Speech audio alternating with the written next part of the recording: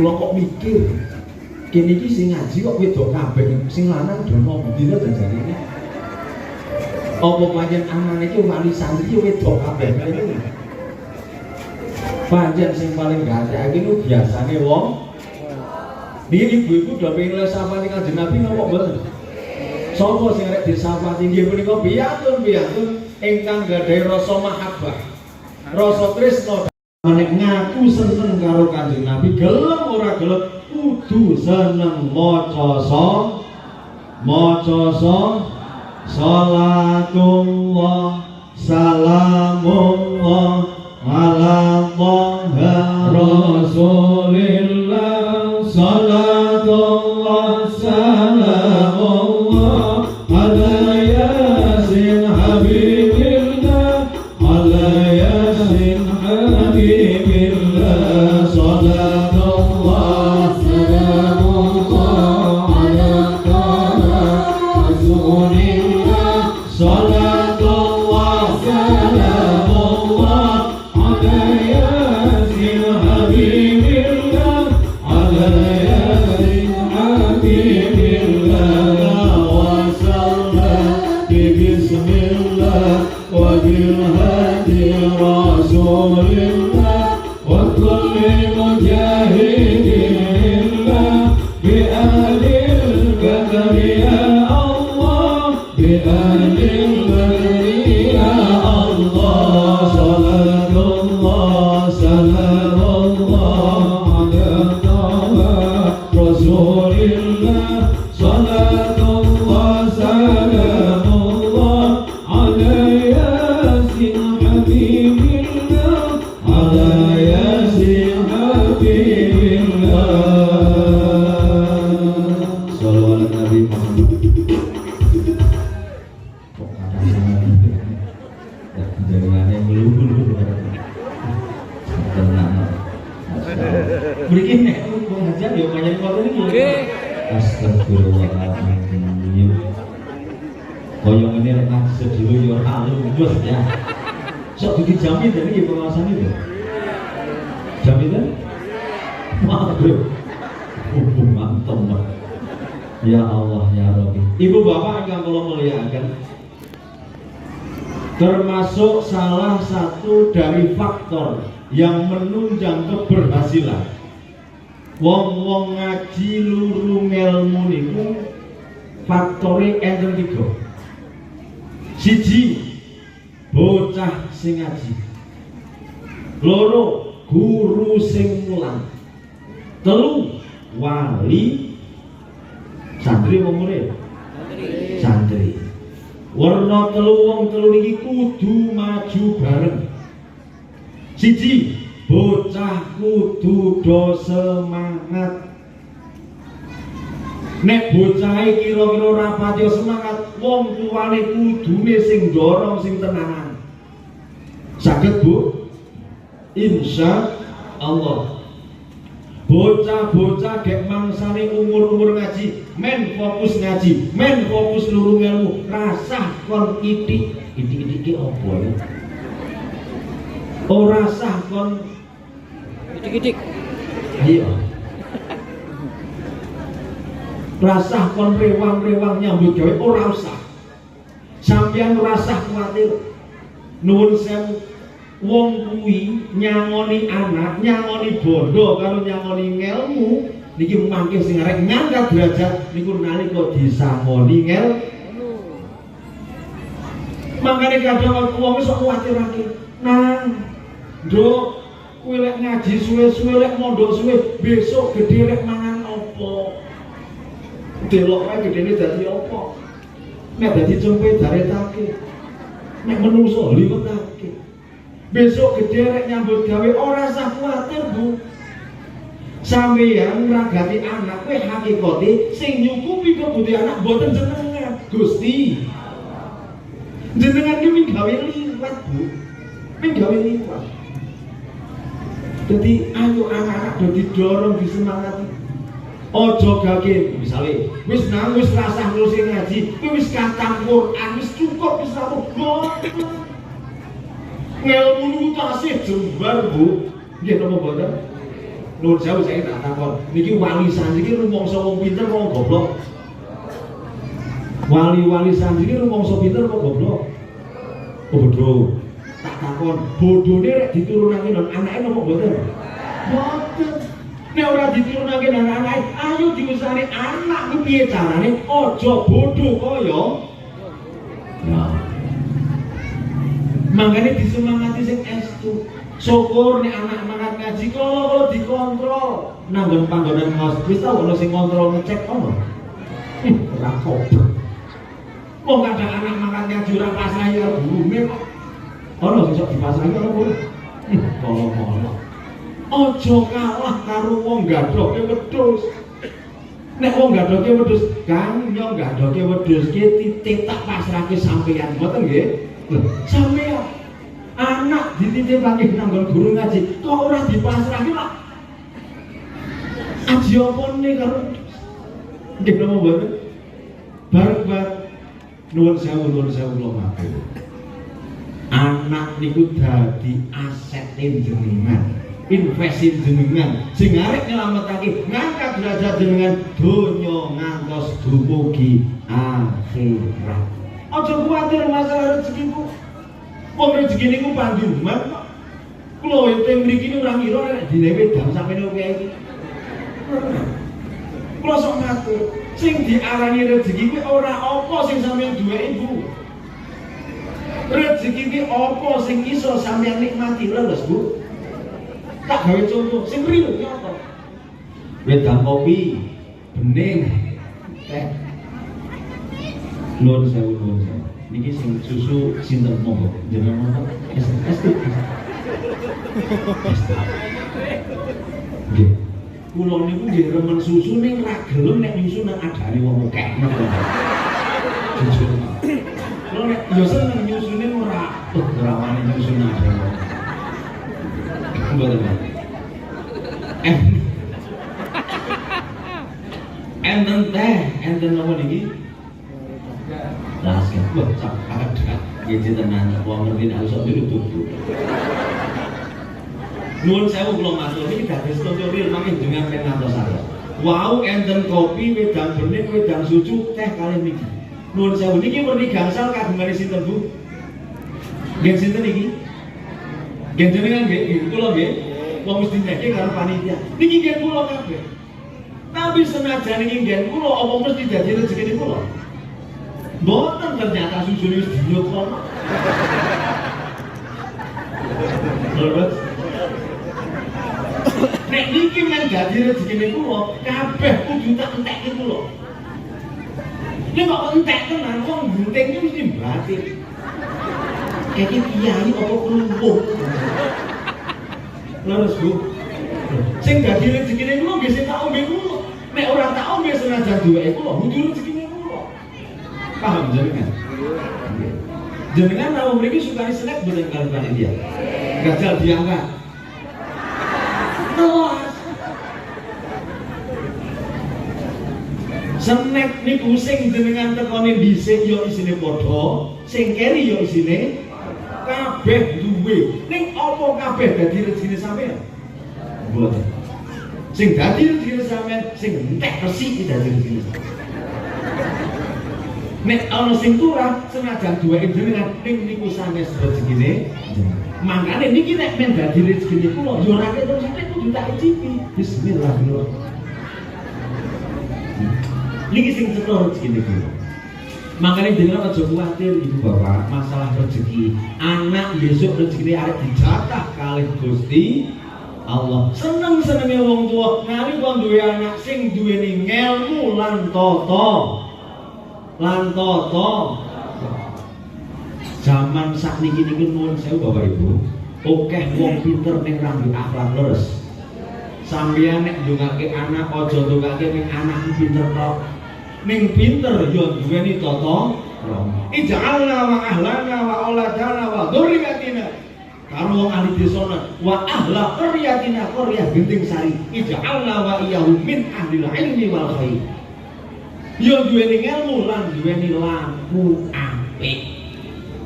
Nuwun sewu kula matur. Jaman biyen bocah liwat ngarepe wong-wong munduk leres.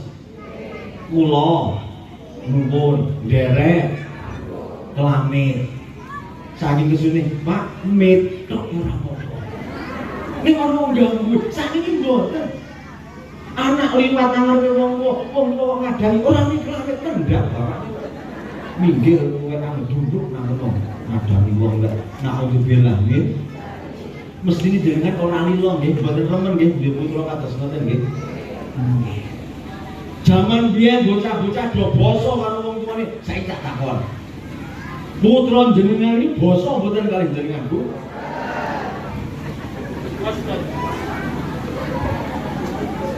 makanya kula nderek nyuwun nangge dhateng Gusti Allah TPI At-Taqwa niki bukan hanya menjadi tempat taklim ilmu ta'lim tapi lebih daripada itu adalah menjadi tempat tarbiyah.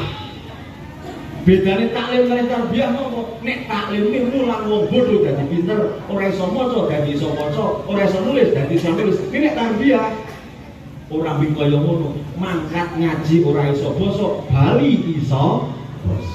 Mangkat ngaji orang diunggah-ungguh, bali iso duwe unggah. Nuwun sewu kula tak matur, jenengan ngerti ora alasane kenang apa anak sampean ora basa karo jenengan Bu? Ngertos? Ngertos napa mboten? Kula wis ngerti. Mergo sampeyan karo bojo lanang ora basa. Iya ora? Yo ora basa ora?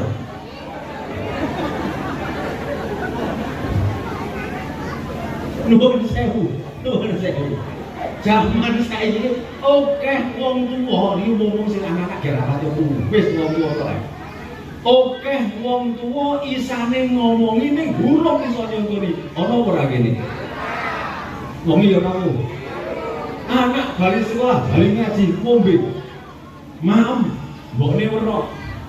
Turun dhisik arek madang, cah cilik madang ra ndimo rewangi setan. Ya ora? Sesuk bapakne bali sekolah, ibune bali sekolah karo ngadeg karo amok. Mak kok ora ndonga. Sing jangan iki awis tak batin cah cilik ngerti apa padahal yakin nang ndonga lho. Ana sing wis tau ngono ya ana.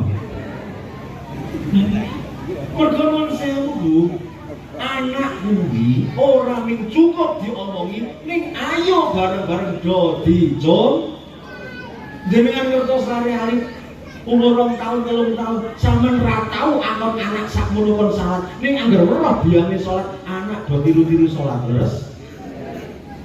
Muga-muga niki mangke wangsul ngaos niki ibu-ibu ana undang-undangane sikape karo sing lanang. Gus jenengan kok ngobrol itu nggih mergo apa al ummahat madrasatul awal. Ibu itu menjadi tempat pendidikan anak. Ana sing ngendikane al madrasatul ula. Ibu itu menjadi tempat pendidikan pertama bagi anak-anaknya.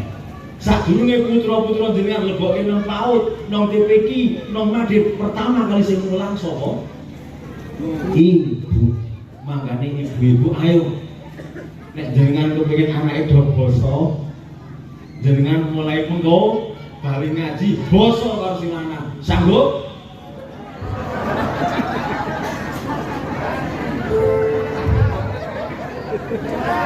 Ora kabeh Bu, ora sah basa kabeh. Sego sithik wae.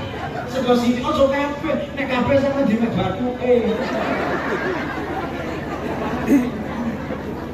Bali ngaji takon karo sing lanang, wis mulih ibune sampun. Aku mbok gawe iki inji ngrasake kok malah basa apa kuwi. Nah, kok pas pengawasan Mbak di sini ngendika mbok-mbok kan basa. Oh, ngono. Wis nek kaya ngono sesuk kowe rasah rewangnya gawe ngaji lek ngono iso basa. Alhamdulillah. Sing kula matur Bu. Nggih, matur. Kali ketut boten napa nggih. Anane keluarga do padu alasane siji. Nek omong ora ana wong genting padu ning basa halus. Niko Mas tingali alas witan dusun niku. Kula pitados kali jenengan malah kula nyok sedaya. Monggo jenengan tingkah niku ben iki ya. Nggih kula mboten. Anane wong lanang iki angel kanjeng kaya ngono. Coba iki kok nang lombok malah tumpat lomot kabeh. Leres Bu. Mangkane ra kitung sithik engko bali basa. Kudu ana mundhake. Ra kitung sithik. Contoh, sing masuk karo sing lanang ngomong ini, bapane nyak nenek ngombe wis tak gaweake. Bali aja pisan-pisan muni ngombe. Pripun? Oh. Sing masuk karo sing lanang iki bapane nenek madang sarapan wis matengan. Engko aja muni madang. Pripun?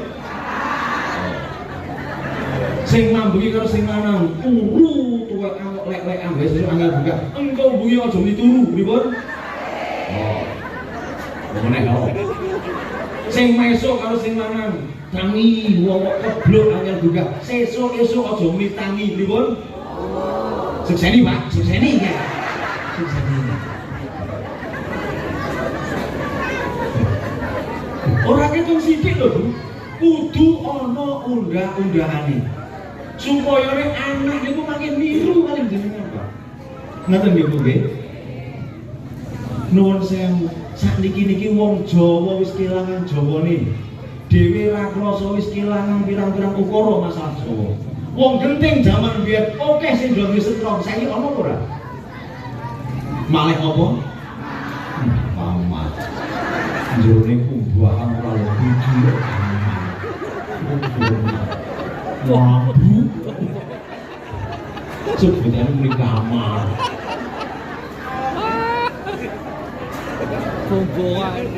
Jaman biyen wong genting ijeh dong duwe kakus jeding. Saniki ilang kakus jedinge malah apa? Kamar mandi, WC ambune pete jengkol. Ya Allah. Nggih napa mboten? Jaman biyen wong genting ijeh do duwe pawon, saiki ilang pawone malah apa?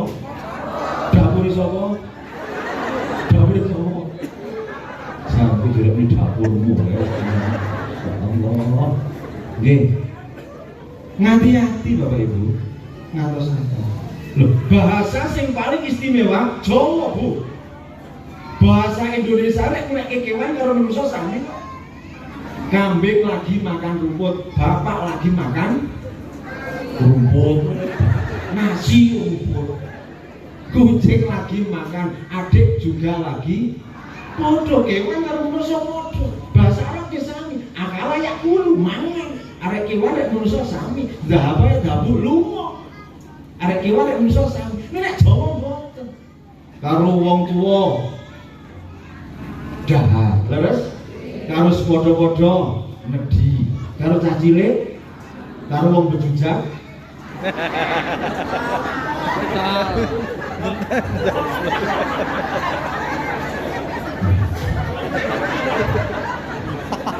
Astagfirullah. Ana Mbah Kyai wafat sedo ajal. Kanca mati. Karo maling piye? Banyak angin bahasa Jawa. Lho, wong Jawa niku arek ngunekke sapa? Iki beda karo sing dunekke, Mas. Nuwun sewu. Padha-padha gek lara awake. Nek Mbah Kyai kuwi gerah, bulurah ora rawuh, saya. Adeke mambu ora melu jatari di bodol, itu rokok. Wong bali meroyak kebobrok bodho padahal padha-padha kek saya. Ngoten nggih. Dadi ayo diuri-uri meneh. Nuwun sewu wong Jawa wis kelangan Jawane. Wong urip nang alam donya cekel ana perkara telu. Khususnya nang tanah Jawa, insyaallah sampeyan nyekeli perkara telu niki mangke urip arep kepenak srawung karo sapa wae ditampa. Siji, Jawa digawa. Napa, Pak? Jawa digawa. Jawa di nomor kali adat di rumah, no Bu? Adat di rumah. Nomor 3 Arab digarap. Jadi gini nih, siji Jawa digawa. Jawa kuwi artine wong duweni tata, unggah, sopan, budi. Kalau tak matur. Ana wong pinter nang Genting Sari. Ning ra duwe akhlak, ana wong nyacat berapa? Kathah. Bocah nek pintere ning sangi siji ra duwe adab. Nggih mboten? Kosok walike wong jan bodho. Ya ora tau mangan pondok punya natos, ya ora tau mangan sekolahan. ora doyan. Goblok, ning akhlake apik tangga ngalem kok. Bocah nek bodone bodoh, ning jan nggawe karo wong jan ngerti ya. Nggih to mboten? Makane cara tak takoni, nek duwe anak pingin duwe anak sing pinter ning bejujak. Apa goblok ning duwe adab? Pinter nang duwe adab. Pinter nang duwe adab. Sing pinter ya duweni ya pinter ya duwe tata. Nek kaya ngono kekarepane sampean, nek duwe anak leboke nang pendidikan sing mulang ilmu lan mulang tata krama kudune ngono, Pak. Kuwi jenengane cok gali gacok dadine cok. Nek pengen duwe anak sing duwe ilmu lan tata krama, leboke nang pendidikan, sing pendidikan mau ya mulang ilmu lan mulang tata ting pondok-pondok pesantren. Nuwun sewu, kula urung tau tuwon Pak ana santri salaman karo kiyaine kok teko ngene iki. Urung tau ora to. Nek ra jang santri kek kesurupan lah. Ning nek nang sekolah murid karo guru Pak Guru. Apa ora? Oke. Dino mboten. Ana nang pondok Mbah Kiai gek pinarak, santri ora ana sing mlaku ngeten mboten. Ning nek nang sekolah oke Pak kaya ngono. Malah jlumpet pelayon karo gune oke. Nggih mboten. Nek sampean kepengin duwe anak sing duwe ilmu lan tata krama, leboke nang pendidikan sing mulang ilmu lan mulang tata krama. Nang pondok-pondok pesantren, nek kepengin anake duwe ijazah umum sakniki kathah pondok sing enten pendidikan formalipun leres. Dadi ramekake sing kados ngoten iki. Insyaallah mangke generasi jenengan putra wayah dadi generasi sing duwe ilmu lan tata krama. Amin Allahumma amin. Niku Pak. Jawa digawa unggah sopan termasuk meneh wong Jawa terkenal ramah. Ngwongke karo wong liya. Lah saiki ngwongke karo wong liya kuwi ora patek akeh lho yu. Nggih napa mboten? Akeh sing do milik kepentingane awake dhewe tanpa mikir karo kepentingane wong liya. Nanti wong-wong akeh sing do meri karo deduwene tangga enten mboten mriki. Karo wong liya anane do hasud do meri. Malah do kepengin karo deduwene wong liya sing oleh nikmat sampeyan sing meri ana ora? Tangga sing oleh kenikmatan sampean ora melu seneng ning malah batin kae imon-imone anyar enggak. Nah, alhamdulillah nggih. Monggo. Anak zaman masa pendidikan kon sekolah-sekolah ngaji wis rasah mikir sok gedhe dadi apa wis tenang mawon. Sing penting angger duweni ilmu lan duweni tata krama. Ayo bareng-bareng do dicontoni wong tuwa-tuwa do sing gati karo putra wayah. Ora usah mikir, ayo ya anake aku wis suwi nang pondok yo gedhe rek apa kae anake tangga kuwi mongko sak barengane saiki iso nyambut gawe. Wah, kono wis panen aku jeh labuh. Ora usah kuwatir, Bu. Wong biasane dhewek kuwatir mergo meri karo duwene tangga kene mboten. Gampang kabujuk nafsu kono ing pepae sing kebyaning donya iri lan meri iye tangga mula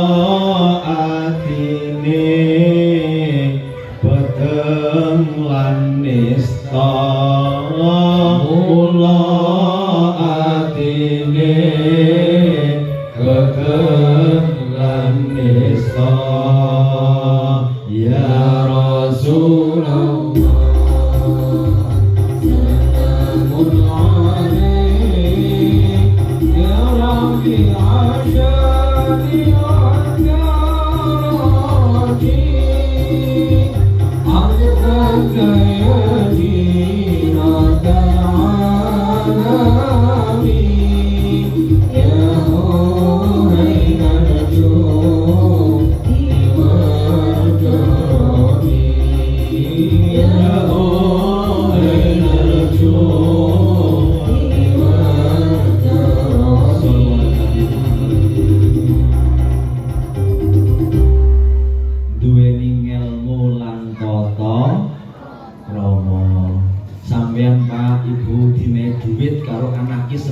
ning luwih seneng meneh nek dinehi wajah sing sumringah leres Pak. Pun sing nomor loro sakwise siji Jawa digawa. Nomor loro adat di rumah. Napa Bu? Genting niki lek jeneng oke adate nggih. Ana adat nyadran. Merti dusun enten mriki nggih. Njuk napa meneh? Nyelameti tok, nyelameti kali barang nggih tas enten mriki. Nah, niku diterusake. Lho nuwun sewu, adat pitilarane para wali lho Pak, adat sing apik-apik ngoten niku. Kula tak matur. Sing lokasi adatnya Dranting Genting Sari sinten asmane Pak? Sapa jenenge? Sapa sing ngerti? Kula mangga mlebu desa Genting Sari niku pun langsung ngertos. Sapa to sing lokasi adatnya Dranting Genting Sari pun ngertos. Asmanipun panjenenganipun Simbah Kiai Awal. Niku sing ngertos. Sadurunge niku mboten ngertos.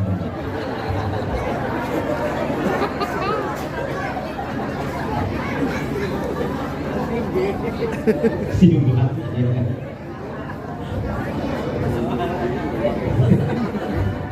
Nangkel ora iki. Ya Mbak Kiai Awal. Lho nah, jenengan aja nyepeleki karo adat lho Pak. Nuwun sewu.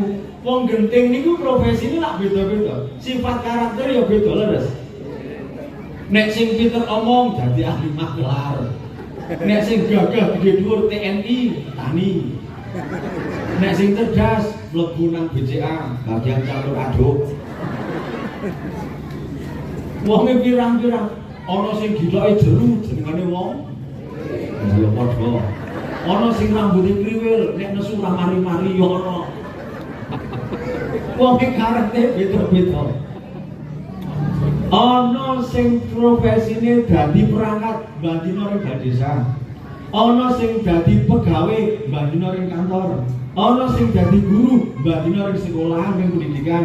Ana sing dadi tani mbandina ring sawah ring alas. Ana sing dadi pedagang mbandina ring pasar. Rumangsane mbandina ora tau petuk. Tapi dieling-eling nek nalika adat nyadran kae ra mikir sing dadi perangkat, pejabat, guru, tani, pedagang tumplek blek dados tunggal leres. Berarti termasuk adat itu iso mempersatukan ngrukunake masa awon nopo sae. Sae nopo awon. Alhamdulillah. Kula tak matur jawab kanthi tegas aja bledek aja gumeter. Siap? Dusun Genting Sari niki termasuk dusun ingkang awon nopo sae? Sae nopo awon? Sae nopo sae? Yuk tak takon meneh. Sing arek njogo, sing arek ngerusahi kesaenanipun sinten? Jawab lolak. Sing arek njogo, sing arek ngerusahi kesaenanipun sinten? Sedaya. Ora lanang, ora wadon, ora enom, ora tuwa, ora gedhe, ora cilik. Kabeh duwe kewajiban njaga jeneng apike Genting. Mbruh rakyate, mbruh perangkate, kabeh wajib njaga jeneng apike Genting. Siap? Sanggup? Kudu sanggup. Eman-eman punden wis nyiptakake lantare desa Genting Sari dadi desa sing apik, sampeyan sing wajib njagane. Carane njaga pripun? Ayo ketoke akhlake jenengan. Akhlak sing apik. Jenengan misalnya serawung karo wong daerah. Ya kelurahan sing pinggir niku pundi? Bansari. Serawung karo wong Bansari. Utawa serawung karo wong Padusa niku nggih. Serawung karo wong kono nek sampeyan wong apik, basa karo wong liya desa, unggah-ungguhe apik, kono wong takon, wong ndi to kae? Genting pancen Genting iki wong apik kabeh. Jos ora yu?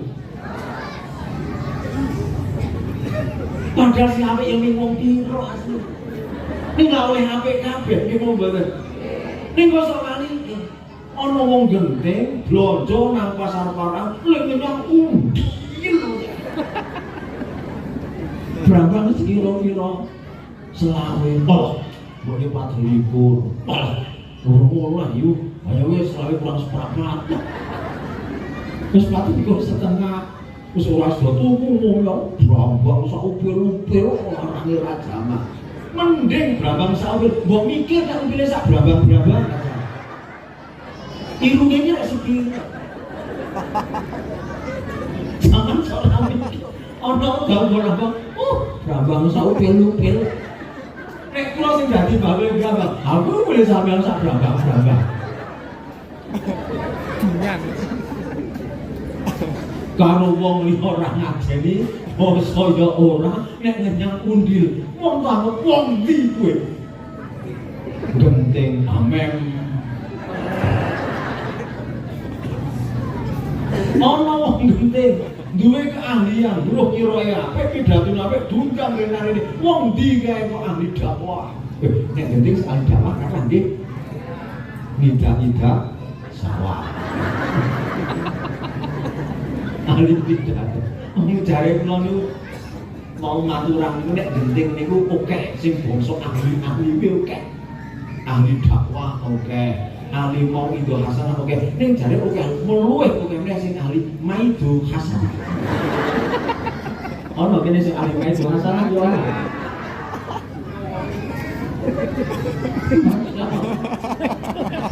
Mangkane ayo dijogo jeneng kok suarane apik temen ki wong ndi kae. Dene iki opo apik. Watut. Dene iki yo katut apik, desane yo katut. Ah bulurae sapa? Katut jeneng apik meneh. Kok bulure kon kira yo buru-buru. Kok aku dadi apik. Nggih napa mboten? Kami ngomong bareng-bareng Bu, dijogo jeneng apik genting. Anak putrine dijogo piye carane duwe ilmu lan akhlak sing apik. Nek kon ngaji sregep. Wong tuwa yo karo nyontoni, ana pengajian yo do mangkat ngono lho. Ora mingkongkan. Dicontoni. Umpama piye? Ana wong genting dilalah. Apus-apus kecekel ketangkep nang Adirja. Kriminal wong ndi kowe? Genting. Pancen wong genting ngene kabeh. Nuwun sewu, kaduse sing ora ngerti apa gek ngeloni melu Allah. Iya ora gajah. Nggih. Imam masjid sing gek maca kok iki melu Allah katut wong genting. Pramila monggo Bapak Ibu bareng-bareng dijogo jeneng apik genting. Pendidikan TPQ ayo do dikembangi, do diopani bareng-bareng. Nuwun sewu, TPQ niku mboten duweke pengasuh, Bu. Pengasuh ki min khodim. Ngerti khodim? Khodim sing sok.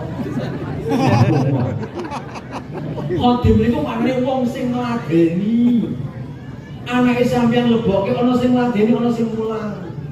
Pramila sareng-sareng nggih Bapak Ibu nggih. Ayo dijogo jeneng apik genting sareng-sareng supaya apa? Genting niki dadi barakatun, thayyibatun, wa rabbun ghafur. Amin Allahumma.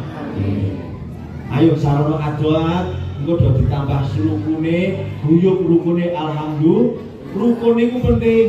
Kula matur ngeten. Wong gentinge pinter-pinter kabeh, ora ana sing goblok ning ra rukun tentrem napa mboten? Wong genting sugih kabeh ning ora rukun tentrem apa mboten? Pinter kabeh ora rukun kuwi ora apa meneh goblok kabeh kek ora rukun. Sing nek dialape apane? Wong gek sugih ora rukun wae ora tentrem apa meneh kok ya sekeng kabeh ora rukun. Wah neraka donya tenan sing ngono. Makane sareng-sareng nggih Bu nggih, ayo dijogo jeneng apik genting kanthi akhlak ingkang sae insyaallah guyub rukun persatuanipun mangkih waget ngrembaka sedaya amin Allahumma. Siji murid sing kudu semangat ngaji. Loro guru ya kudu semangat. Dalem niku nate dingendikani kalih Mas kula teng Lirboyo. Nek iso kowe nang omah mulang ngaji mbok wong 1, wong 5, wong 10, wong 100 semangate padha niki sing alat Bu. Mergo kadang nuwun sewu mulang wong ngaji wong loro ora pati semangat, wong 10 ora semangat, 1 semangat. Nek mbah ngendika arek wong 100, wong 50, wong 10, wong loro semangate padha. Guru ngaji dituntut werna 3.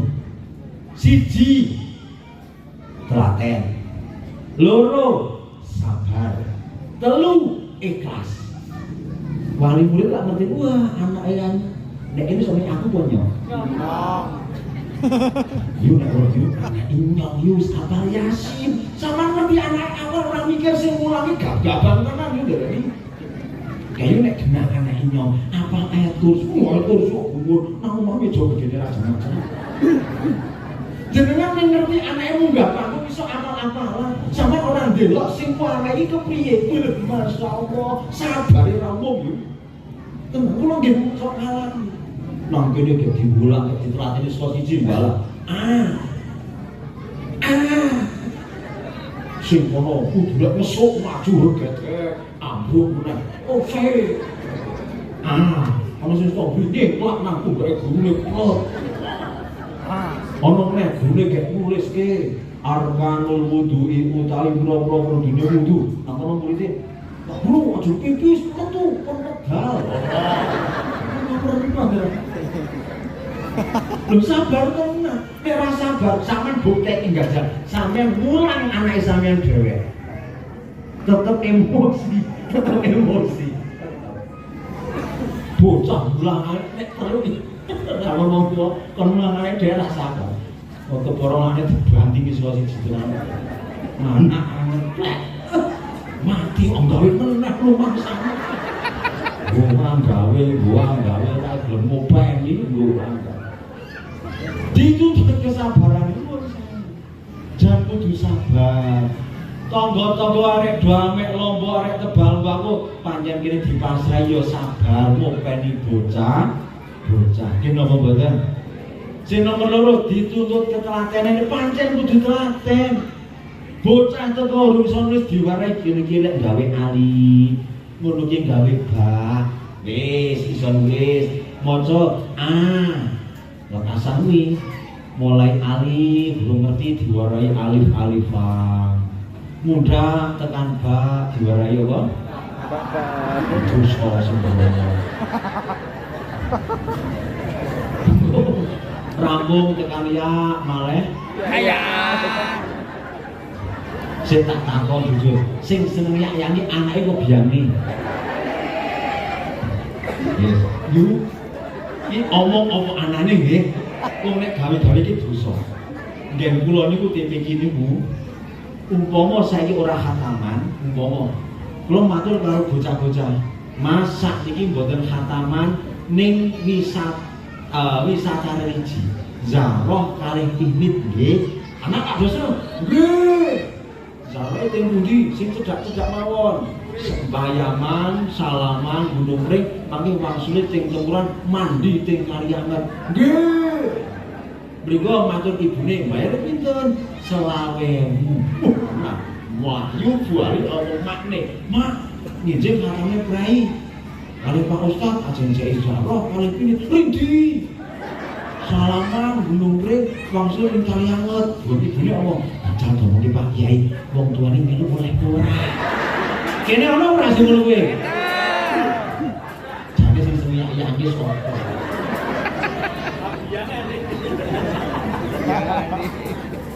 Ora aku.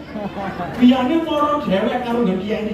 Pak Kiai niki ibu-ibu paling murid asal nek nderek. Wah pripun nggih? Mboten iki anake kula ora karo biyane angel iki. Sing angel iki biyane kuwi. Ora anak-anaknya gampang nganut datur kiai ini biyane kuwi sing angel. Kene ana model wong koyo ngono ya ana. Masyaallah. Pancen sing seneng yak-yakane mbokne kok ora angel. Nggih.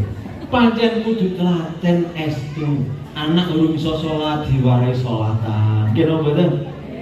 Ayo Allah Akbar, ruko karo jewel bawa itu nip iki ana. Guru rokok apane ya? Astagfirullah. Kuwi wong kiyaine ora sabar tenan murid ki tekaki saka siji kok yo. Batik kok. Kalau batik. Masya Allah. Sabar, telaten, nomor 2 napa? Ikhlas. Ngoyo kaya ngopo guru ngaji nang TPK, anak ki lebar TPK kok gelem mondok, bali mondok dadi wong alim dadi kiai tak takon, sing ketok pondoke apa guru TPK ini? Pondoke apa guru TP iki? Pondoke. Guru TP iki wis ra ketok. Lho, nuwun sewu kudu ikhlas. Wong mulang TP iki nang omah niku wis sebate wong gawe wae masang pondasi, Pak. Nek omah wis dadi sing tak kok ora mungkin pondasine, Pak. Sing tak biar wah cete mereke apa? Leres. Ora ngerti pondasine kaya ngopo. Sami. Guru TP iki mbok ngoyo kaya ngopo? Trateno kaya ngopo? Sabar kaya ngopo? Lebar TP iki anak mondok bali pondok dadi wong alim dadi kiai. Sing ketok iki ora guru TP iki ning pondoke biyen mondok nang. Lah ngoten nggih. Makanya guru-guru ini dituntut keikhlasanipun. Muga-muga guru-guru ingkang nderek khidmat wonten nggih at-taqwa kadadosaken piyantun-piyantun ingkang paring sabar, paringi telaten, paringi ikhlas, sarana kesabaran jenengan, ketelatenan jenengan, keikhlasan jenengan. Insyaallah Gusti Allah bakal bales ingkang langkung sae, ingkang langkung kathah. Amin Allahumma. Sing nomor 3 siji murid, loro guru, nomor 3 wong tuwa. Niki penting. Guru mbok telaten kaya ngopo, semangate kaya ngopo, bocah semangate kaya ngopo, ning wong tuwa ora ndurung, ora dukung ya ora dadi. Anak wis saling arek nggawa Quran, arek rindinan ngaji mak. Rasa ngaji dhisik diwangi ngliwet ngamu milai patrek. Ana ora ngono. Kapan bocah arek iso? Leres Pak Bu nggih. Mangkane wong tuwa ayo do semangat. Nuwun sewu. Kadang ana wong tuwa ora patek nggatekake karo pendidikane anak. Tak gawe contoh ngene. Anak bab nek mriki nuwun sewu. Metodene Iqra apa yang buka? Yang buka nggih. Utawa qiraati kan katasan iki. Yang buang buku yang buang atau buku ini dene ini wis kating predil suwek ilang samae. Ngomong karo bapakne, "Pak, napa kok bali ngaji nangis? Bukune wis suwek kabeh. Ambek tukokake." Mbak suwek, kamake nggih buri duwe-duwe. Ora iki kok tukokake. Ya sesuk omong karo biangmu ngono nek ning pasar mek tukokake. Yo sesuk ning pasar kula, "Ayo tukoke buku ya. Ayo nek ana ora semono iki." Ning gentenan bapakne entek gareti. Ngerti garet? Ngerti kan? Entek gareti rek mlinting. Ya nih tukoke garet. Mbok kose iki sak sali. Model apa baca wong tuwa kaya ngono. Wong jare ndonga anake men soli. Duweni men jaluk buku tambah domyang jaluk. Zaman sing dibilang min garet iki kudu sadeg sanjek wujud. Lah jawaban cobi kali diangen-angen. Nggih Bu nggih. Bareng iki penting ati. Lho nuwun sampeyan ndonga duwe anak sing saleh duwe ilmu duwe tata krama ora cukup ping mandeg donga ning kudu diusahani. Usaha orang mencukup besar, yo karo didongani karo ditirakati. Guru men mulang sampean yo ngrewangi tirakat. Bengi bocah-bocah sing angel kandhanane dikon ngaji malah dolan, bengi bacake Fatihah ping 41 lebar marit ngadep banyu sak gelas. Lha iku teh. Misale anake jenenge Agus. Usop kok usoni. Uson kanggo anakku Agus Al-Fatihah. Ketika iya karena butuh iya karena saya nyuwun karo Gusti Allah muga-muga anak dengan sing jenenge Agus muga-muga dadi bocah sing bekti sing nganut gampang kandhane waca ping 41. Anak urung balik nuwun sewu kadang 3 dina gawe mandi kadang seminggu gawe mandi kadang ono sing nganti 40 dina gawe mandi ning bisa diijabahi karo Allah Subhanahu wa taala kudu ditirakati nggih Bu khususnya ibu-ibu kadang pancen anak niku lah cepake karo mbok-mbok niku nggih cepet pangan ibu-ibu do melu ndonga karo sebentar ana wong takon anek sing angel ki mbokne pripun Gus ya padha bojomu yo mujadai bacake Fatihah ku patang mesti karo ade banyu terus anek diamne bacake Fatihah kadang ora mesti modal kok kan dosa tambahi Ora mung macake Fatihah, syukur tambah ayat kursi. Ping 7. Ane wis Fatihah ayat kursi ra mandi pripun tambah siji, Yasin. Bojone macake opo? Nek macake Yasin ora mandi, tambahi apa nih? Banyune. Ora bisa gelas, ember. Apa sih? Ken Kisram sambil berat. Sarang-sarang nggih Bu nggih. Ikhtiari Duriah putra wayah dados Duriah putra ingkang solih ingkang solihah. Sampeyan nek dijaluk dhuwit anak kanggo tuku yambuka, tuku buku, aja medhit. Nggih. Kuwi arek dadi celengane jenengan. Tenang wae ora bakal ora dicukupi kalian Allah Subhanahu wa taala. Insya Allahumma cukupono luberono keluarga sehat kabeh beras akeh duit akeh Allahumma cukupono luberono keluarga sehat kabeh duit akeh kanggo sawung munggah barokahe jenengan nang rabi oleh putrane kiai boyo mikir biasa oleh putrane pakaji Allahumma sholli wa sallim ala sayyidina Muhammadin akadama fi ilmillah isolatan daimatan bidawami mulkilahi solatan daimatan bidawami mulkilahi.